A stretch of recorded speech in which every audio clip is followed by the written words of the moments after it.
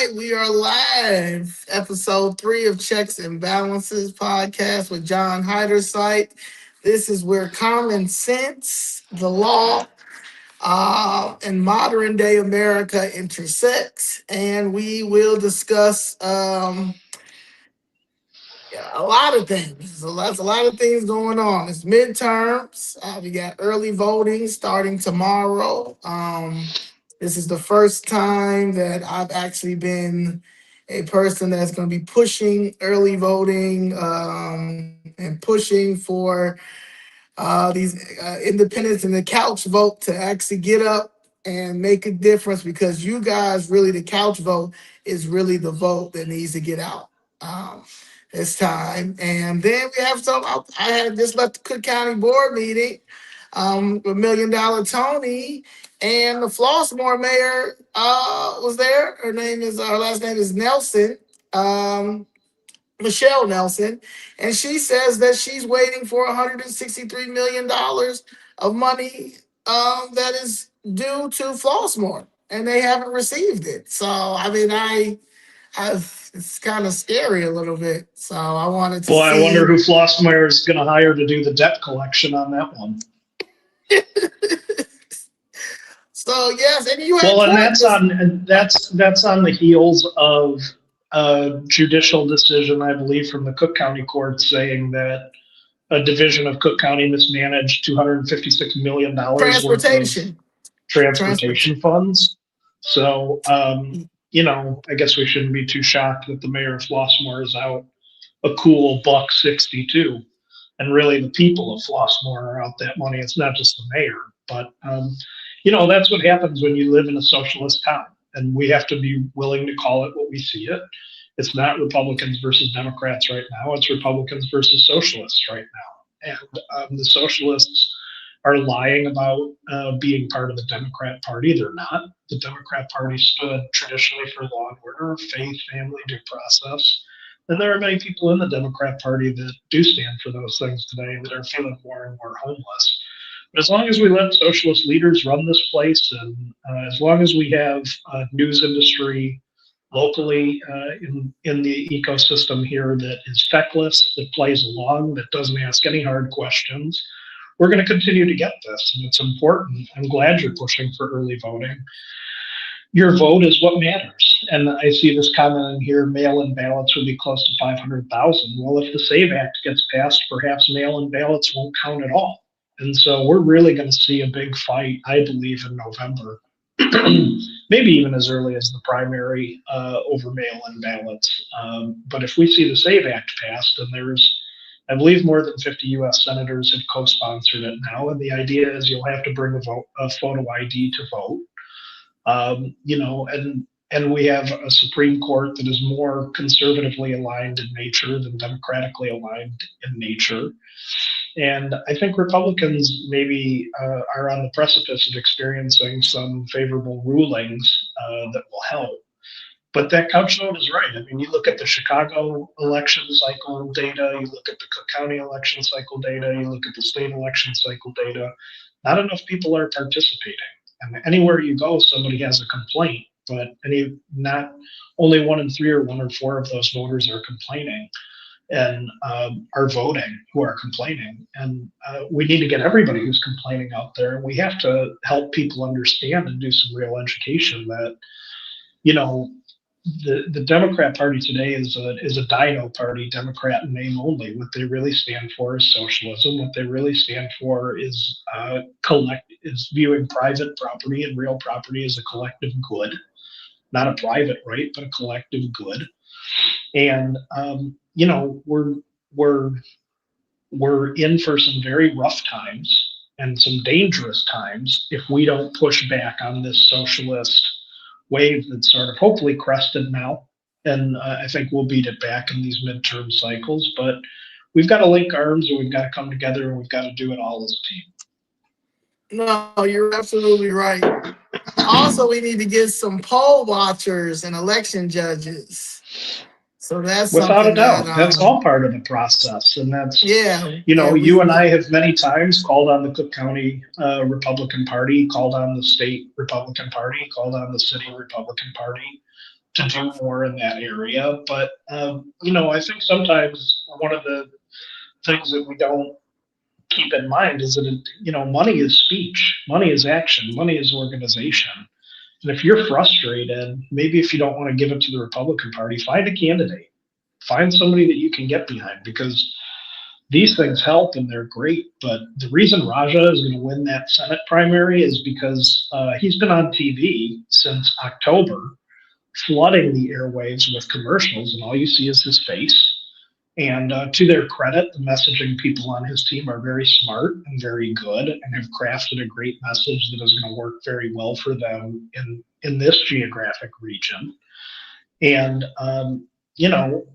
one of the most disappointing developments, I'm sure, for many people in the last 5 years, 6 years, 7 years, is the way the Democrat Party has just abandoned the Black community and said, you don't matter anymore.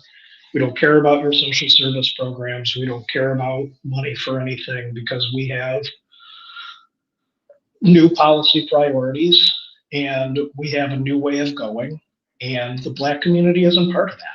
And what the Democrat Party is counting on is that the Black community doesn't respond to that in a logical, rational way. And it's time, we have to get past, we desperately have to get past these identity politics, racial politics, where everything is decided on skin color and gender and sexual orientation and everything else. Everybody has a shot. And we need to create an economy and create an opportunity and create a path forward, so that we're not talking about Black rights or Asian rights or women's rights or men's rights. We're talking about American rights that are vested upon in all Americans, because that's the way our society was set up and works under our Constitution. Mm. The Constitution that they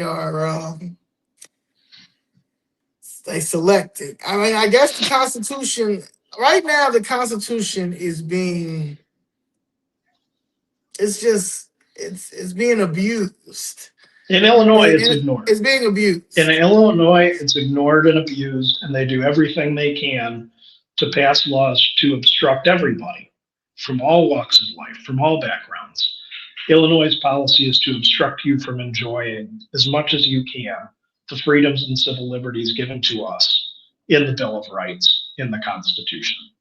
And you see that in the way they try to suppress speech. You see that in the way they try to suppress gun rights. How many times have you been thrown out for making public comment about where did my $1 trillion go? Where did my $1 billion go? And the answer to that is get the cops and walk you out. Give me a break. Right. Give me a break.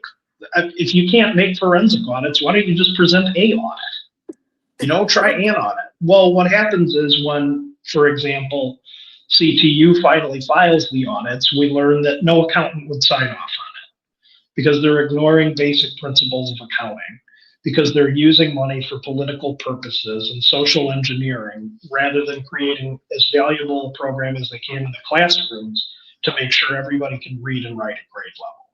Because if everybody in this city, in this state, in this county could read and write at grade level, they would all understand how badly this place is run, and they'd throw these losers out of office immediately. And that's why it's very intentional. It's very intentional. And what's going on in this state is they want to take and replace a certain bracket of economic, residents and earners. They want to drive them out. They want to replace it with people who need federal subsidies to get by, so that the state can skim off the top of those federal subsidies.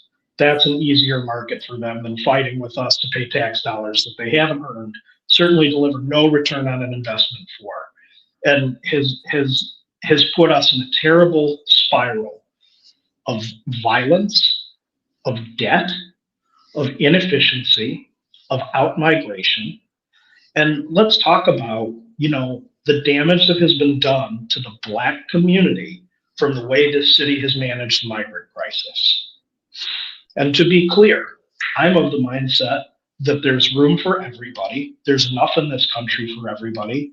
We don't need to turn it into migrant versus citizen, Black versus Hispanic, gay versus straight. There's enough here for all of us. We all can enjoy civil liberty and due process. But they invited 100,000 newcomers here, let them be dropped in some of the areas in the city that could least afford it at the moment that happened. And why was that?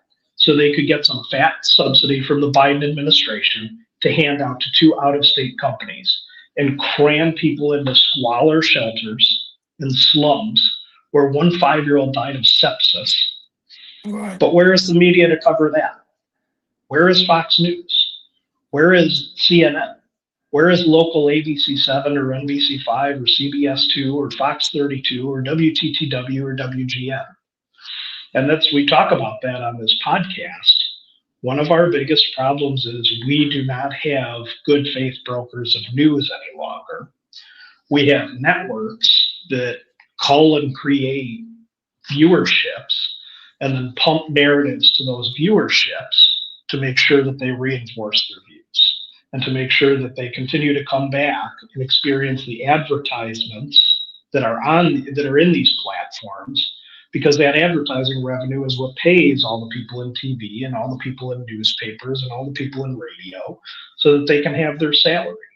And these groups will benefit financially more from a government that has UBI, where nobody works, where it's all done under a totally authoritarian government structure, because more of us will be on the couch watching them, and the ratings will go up and the advertising profits will go up. And we all need to understand that about the way media is communicating to us today.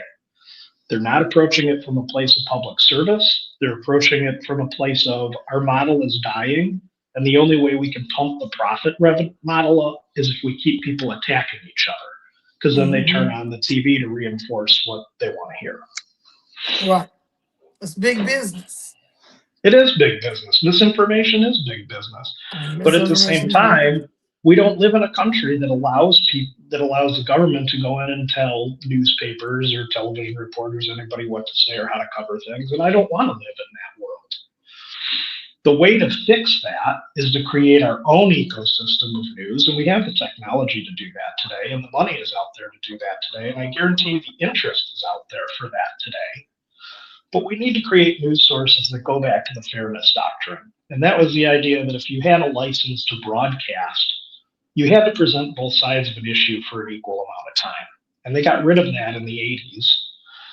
And it's really on Congress to pass something about that.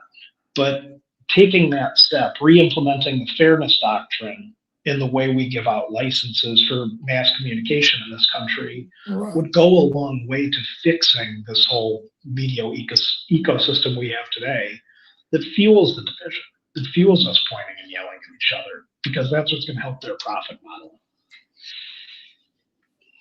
Yeah, I mean, it makes sense. Just even watching, like I just saw another flyer. Chicago Teachers Union has teamed up with some other Democratic Socialist organizations. February 7th, they're going to protest.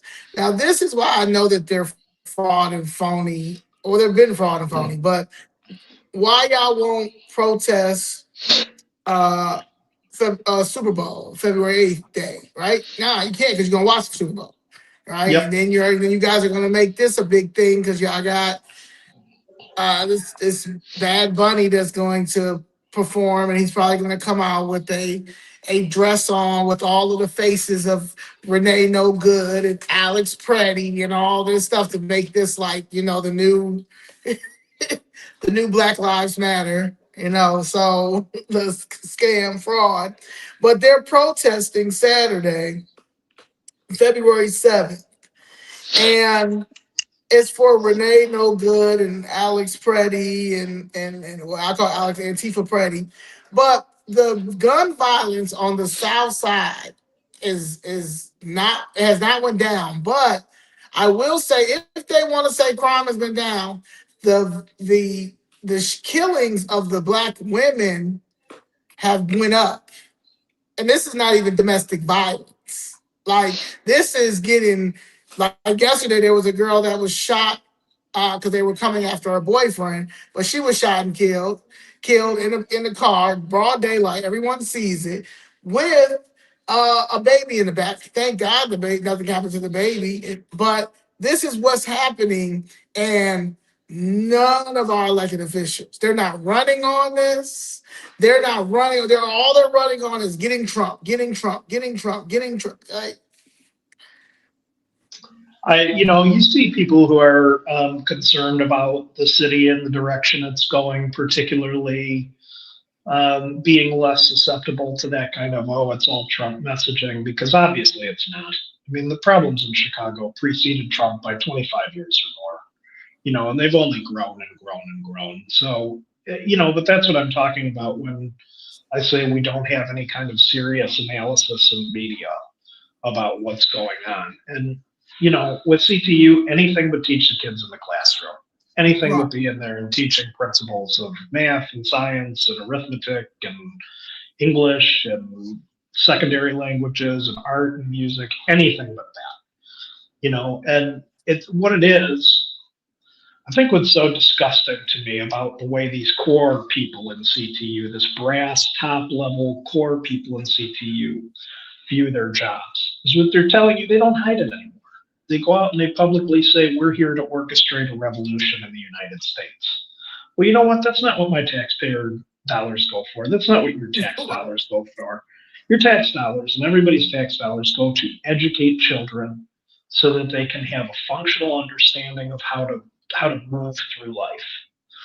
And I, to Republicans' detriment, and this is a direct criticism of Republicans, for too long, we've looked at the school system like, it costs too much. Let's just do this as cheaply as we can. Ignore what's going on in there.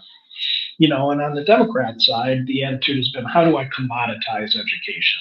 How do I create industries out of it? How do I create profit out of it?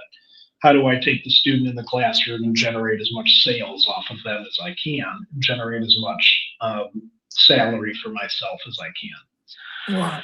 We need to take a holistic look at making Chicago a place where there's a world-class education that's given to every single person of every single zip code and every single financial background. And nobody wants to hear that, and that's hard work, and it takes a lot of time, and it takes more minds than mine. I'm the first to admit that. Right. It's going to take everybody. But what we see today, the embrace of socialism, rioting for Hamas, yelling some of the worst racial epithets you could yell at a black ICE agent because he's enforcing the law and throwing rocks at him as he drives off. Can you imagine if a white politician in Chicago did that to a black person? And I don't want to imagine it, and I don't encourage it. It's wrong in all forms. It's disgusting in all forms, whether it comes from the far right, whether it comes from the far left, whether it comes from the center. That kind of talk and behavior is beneath us all in 2025. But not a single frame of coverage of that other than on social media where you see viral videos going around. And why is that?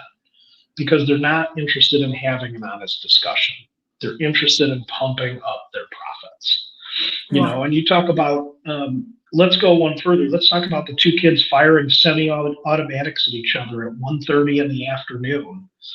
That video has been going all around Chicago Twitter right now. So, but we have to be honest about what we're facing. We're not facing an election with Republicans and Democrats. We're facing an election of Republicans or socialism. And I promise you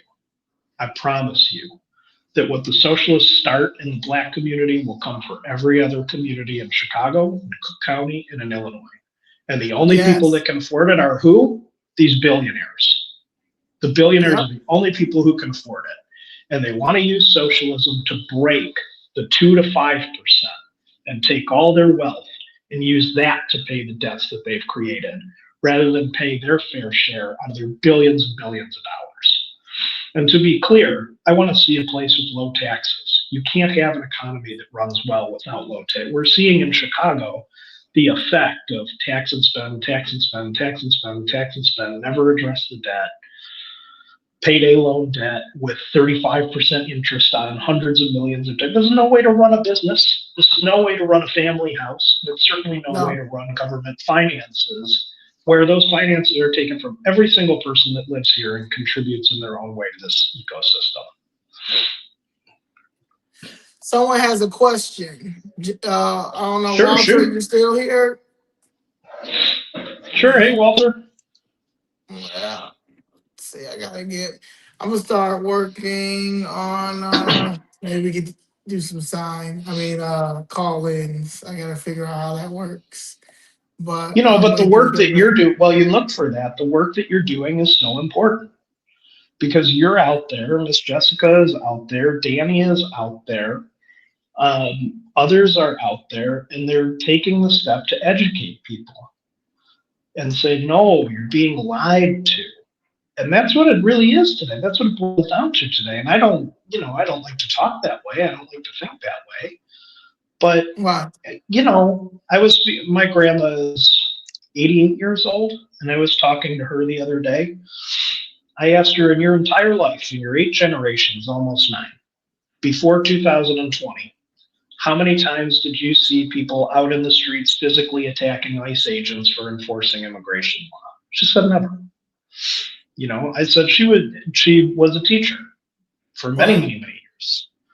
Worked in some of the places that needed quality teachers the most and dedicated her life to that. In many ways, she's an idol of mine because of that. I'm really proud of my grandmother and what she contributed to this city. I asked her, how many times did you go out and march for the right of Hamas to murder Jews? Never. Because it was crazy and we'd be fired if we even brought it up. And, why does this continue to happen? Because unlike the people who are so upset about it, the groups that are tasked with covering these events are telling you it's fine. It's wonderful. And you're Wow. wrong and crazy for not being okay with it. And the biggest thing you can do to improve this country is turn off the television. That's number one. The next biggest thing you can do to improve this country is vote. And I think that I don't know how anybody could vote anything other than Republican in this election cycle. There may come another time in life where it makes sense to switch back. But we're not talking about 800 years. We're talking about this election cycle and what's in front of us today.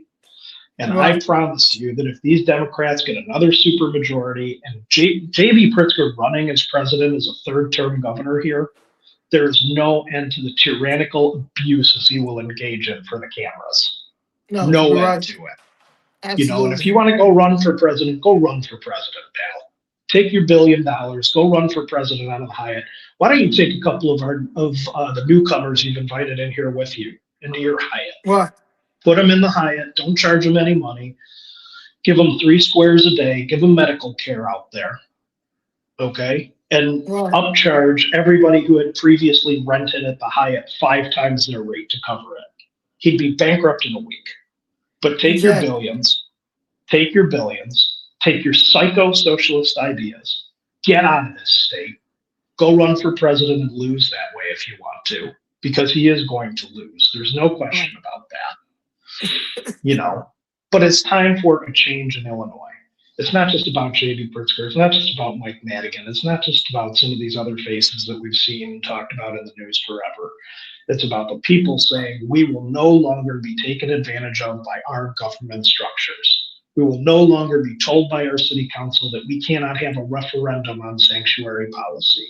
We will no Right. longer be told that we can't account for $1 billion that was sent out of state to care for newcomers and not a nickel for the Black community, not a nickel for any other community. We're done being told that. And, it takes some education. I mean, new things are different, new things are hard. It's tough to try something new because you feel Right. like, oh, maybe I'm admitting a mistake. Maybe I did something wrong. No, the people that run this place have been doing something wrong forever and ever and ever. And it's time for us to say, I'm not going to tolerate it anymore, not for a minute. If that means I vote Republican in this cycle to show you people what's up, that's what I'm going to do. Yeah. I like that. That's that piece, y'all. That's that piece. Uh, you had court today in the federal I building.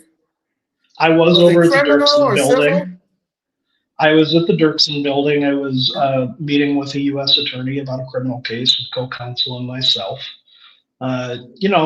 When people are facing criminal charges, it's one of the hardest things that ever happens in life. You've got a cloud hanging over your head. You're wondering what's going to happen. You're wondering, am I going to be able to work again? You're wondering, is this going to affect my job, my family? And in certain accusations or criminal charges, you could be facing custody time. And you need somebody on your side that has done this for a long time. I've practiced criminal law for 15 years in the federal and state courts in Illinois. I've represented people on everything from murder and jaywalking and in between. You know, I'm a believer that there's not one best attorney out there. I think there's a class of attorneys that are A plus attorneys, a class of attorneys that are A attorneys, a class of attorneys that are B plus attorneys, and so on. I think I'm one of the class of the top criminal attorneys now with the experience I have and the work that I've done. And I always try to put myself in the client's shoes and say to myself, you know, if this were me, what would I want to happen and why, with my understanding of the facts and the law and what this person's situation is. And, you know, everybody's different, but at Heiderscheidt Law Group and Subscription Lawyer, we fight for everybody's rights all the time, and we're going to do everything we can to put you in the best possible position when you walk in the door. And you're going to have a team of professionals that cares about you and your outcome. Yeah, well, as I said, anything you need. And if you are here unlawfully, okay, and either better be a warrant or you are the legal immigrant. John H. Know your rights. Just know your rights. Talk to somebody and know your rights. Know your rights. It's so important. Criminal, civil, and immigration needs. And know your rights, man. If you we're playing Russian roulette out here, and then when they come get you, you're just, I don't know what happened. Well, you didn't know your rights. Yeah, and we're actually launching an online software tool that will do an attorney consult with you to help you understand if you qualify for one of several pathways to immigration status in the United States. Should be launching it next week, so I'll be talking about that more in our next podcast. But certainly, whether you have a criminal need, whether you have an immigration need, whether you have a civil law need, we're here to help you and talk through it. And if it's not something that we do regularly, I have a whole Rolodex of great attorneys, A-plus attorneys in every area of the law, in probate, in real estate, in personal injury. So, you know, if you have a question, people looking for some whistleblower attorneys. You got some whistleblower attorneys? I know I can hook you up with a whistleblower attorney. I don't have my whistle with me. I wish I did. That'd be a great way to end this. But I've had a great career, and I've been very lucky, and I've been very privileged to have some mentors who have taken a lot of interest in me and helped me along in my career. And as I've said, I don't bite off things I can't chew, and I don't do everything. And you don't want a lawyer who's a jack of all trades necessarily. But if you have a serious issue, if there's something weighing on you, call us, schedule a consult with me, and if I can't help you, I will hook you up with somebody who can. Look at that. That's that piece, y'all. We got some good attorneys out here. You know what? John H. is a good, he's one of my favorite people, but he is a good attorney. So, and criminal, come on, y'all. Especially, come on now. Y'all, if y'all want to be out Stay out of trouble. The reckless and the dangerous life, make sure you have a good defense criminal attorney on Rolodex. Stay out of trouble. Got that on the Rolodex, man. So I'm off site today. I'm not in my office. I'm actually downtown, and I've only got this room for about one more minute. So we're going to probably have to wrap up this episode here. But I can't wait to do the next one.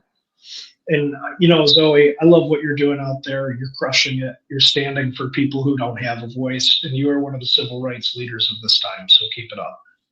Appreciate it. Please like, share, and subscribe, and see y'all for episode 4. Peace. See you next week. Yeah.